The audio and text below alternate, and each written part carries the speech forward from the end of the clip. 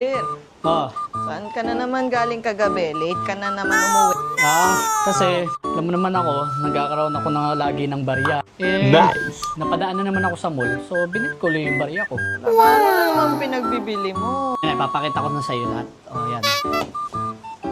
Ang una natin, syempre, Apple Pencil. Kasi mahilig ako mag-drawing. Kaya bumili ako ng Apple Pencil. Hindi ko na bubuksan. Kasi ano lang naman yan pen lang naman yan. Tapos, ano naman to, iPad. iPad Air na M3, chip Wi-Fi. Para may Apple Pencil din siya. Dalawa. Tapos, ito ang pinakagusto ko sa lahat. Ano yan? Headset. AirPod. Ito lahat, di ko alam kung magkano eh. Pero ano yan eh, mga nasa almost 3,000. Ito, unbox natin. Ito kasi, common na to eh. Nakikita na to eh. Nakikita mo na yan eh. Ito kasi, bago. Tingnan natin. Unbox na natin.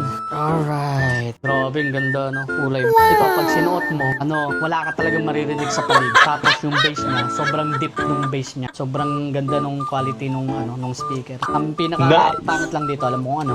Yung casing parang bra. Parang bro. Tanggalin natin sa plastic. Ganda na ito. Wow, oh my gosh. Sobrang ganda niya. Okay, open natin. Ang bigat pala niya, no? Tapos, pag kukunin mo, open mo lang. So, ito na yung mismong AirPods. Tapos, ito yung case niya. So, sa box, ito, lightning. Yung normal lang, pagka charge mo lang dito. Tapos, pagka malaki yung ulo mo, pwede mo siyang i-adjust. Ganon.